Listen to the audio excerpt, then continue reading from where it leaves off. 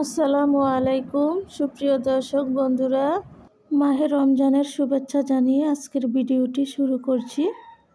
আজকের রেসিপিতে থাকছে দেশি মুরগি দিয়ে আলু রান্না, আলু দিয়ে দেশি মুরগি রান্না। তো পুরো ভিডিও জুড়ে আমার সাথে থাকুন। দেখতে দেখতে কোনো না কোনো জায়গায় যদি ভালো লেগে যায় তাহলে ছোট্ট করে একটি লাইক দিয়ে দিবেন। আশা করছি আপনাদের অনেক বেশি ভালো লাগবে আমার আজকের এই রেসিপি। আসলে মুরগি আমরা সবাই কম বেশ রান্না করতে পারি। আমার মতো করে যদি এভাবে রান্না করেন আশা করছি আপনাদের খুব ভালো লাগবে। মূল রান্নায় চলে আসলাম। তো চুলায় একটা প্যান বসিয়ে দিলাম, তাতে পরিমাণ মতো তেল দিয়ে আগে আলুগুলো ভেজে নেব হালকা বাদামি করে।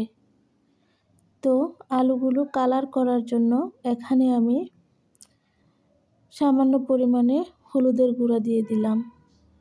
দিয়ে এখন একটু লবণ দিয়ে দেব, যাতে করে আলুগুলো ভালো করে ভাজা হয়ে যায়। তো লবণটা দিয়ে এখন ভালো করে নেড়ে চেড়ে ভাজতে থাকবো যতক্ষণ না পর্যন্ত বাদামি কালার আসছে। আজকের ভিডিওটি দেশে বিদেশে কাছে দূরে যে যেখান থেকে দেখতেছেন সম্পূর্ণ ভিডিওটি কন্টিনিউ করার অনুরোধ রইল আপনাদের কাছে। তো বন্ধুরা, আমার আলুগুলো ভাজা হয়ে গেছে। এখন কুচি করে রাখা পেঁয়াজ অ্যাড করে দিচ্ছি প্রায় 2 কাপ পরিমাণ। পেঁয়াজগুলো দিয়ে এখন আলুর সাথে ভালো করে ভেজে নেব। পেঁয়াজগুলোকেও আমি আলুর মতো করে বাদামি কালার করে ভেজে নেব। এভাবে আমার রান্না ফলো করে আপনারা অবশ্যই বাসায় ট্রাই করবেন। বাসায় ট্রাই না করলে বুঝতে পারবেন না রান্নার স্বাদ কেমন হয়েছে। তো এখন দিয়ে দিলাম 3-4টা কাঁচামরিচ, তারপর অ্যাড করে দিলাম 2 টেবিল চামচ পরিমাণ আদা রসুন বাটা দিয়ে এখন ভালো করে নেড়ে চেড়ে আদা রসুনটাকে আমি কিছুক্ষণ কষিয়ে নেব। এতে করে আদা রসুনের একটা কাঁচা স্মেল আছে সেটা চলে যাবে। চুলার আঁচটা মিডিয়ামে রেখেছি। মিডিয়ামে রেখে আমি মশলাগুলো আলুর সাথে কষিয়ে নিচ্ছি। তো এই তো বন্ধুরা, আমার আলুগুলো কষানো হয়ে গেছে। এখন অ্যাড করে দিলাম 1 টেবিল চামচ পরিমাণ হলুদের গুঁড়া, তারপর দিয়ে দিলাম 1 টেবিল চামচ পরিমাণ মরিচের গুঁড়া দিয়ে এখন ভালো করে নেড়ে চেড়ে আরও কিছুক্ষণ কষিয়ে নেব, যাতে করে মশলাটা ভাজা ভাজা হয়। এতে করে তরকারির টেস্টটা আরও বেশি ভালো আসবে। আপনারা কিন্তু আমার এই টিপস ফলো করেই রান্নাটা করবেন। তো কিছুক্ষণ এভাবে ভেজে নিলাম, তারপর সামান্য পানি অ্যাড করেছি আমি অফ ক্যামেরায়। তো দিয়ে দিলাম জিরা, ধনিয়া, গোলমরিচের গুঁড়া 1 টেবিল চামচ পরিমাণ, 2 টেবিল চামচ পরিমাণ দিয়ে দিলাম গরম মশলার গুঁড়া দিয়ে এখন ভালো করে আবার নেড়ে চেড়ে নেব। কিছুক্ষণ এভাবে কষিয়ে নেব।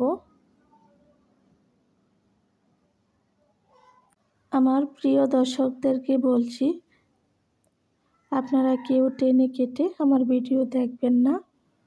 তো বন্ধুরা, আমার সব মশলা কষানো শেষ। এখন দিয়ে দিলাম দেশি মুরগি, আগে থেকে কেটে ধুয়ে পরিষ্কার করে রেখেছি। এখন দিয়ে ভালো করে নেড়ে চেড়ে মশলার সাথে মিক্স করে নেব।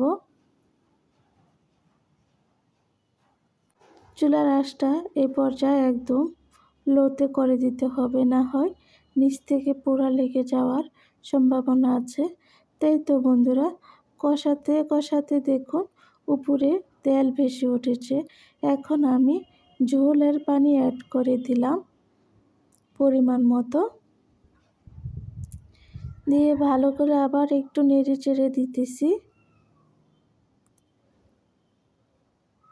এই পর্যায়ে এসে যদি আপনাদের মনে হয় যে ঝালটা কম হয়েছে, চাইলে আপনারা একটু মরিচের গুঁড়া অ্যাড করে দিতে পারেন। তো দেশি মুরগি একটু ঝাল ঝাল করে রান্না করলে ভালো লাগে খেতে। তো একটা ঢাকনা দিয়ে ঢেকে দিলাম কিছুক্ষণের জন্য। তো ফিরে আসলাম কিছুক্ষণ পর। তো উপর থেকে 1 টেবিল চামচ পরিমাণ গরম মশলার গুঁড়া ছিটিয়ে দিলাম, এতে করে সুন্দর একটা স্মেল আসবে। তো এখন একটু নেড়ে চেড়ে দিতেছি। আমার রান্নাটা কিন্তু হয়ে গেছে। আমার আজকের রান্নাটি কেমন হয়েছে আপনারা আমাকে কমেন্ট করে জানাবেন। আপনাদের কমেন্ট পড়তে আমার কাছে খুবই ভালো লাগে, আর নতুন নতুন ভিডিও বানাতে উৎসাহ জাগে। তো বন্ধুরা, কে কোথায় থেকে দেখছেন আমার ভিডিওটি এটাও কমেন্ট করে জানাবেন। তো আজকের মতো বিদায় নিচ্ছি। সবাই ভালো থাকবেন। আল্লাহ হাফেজ।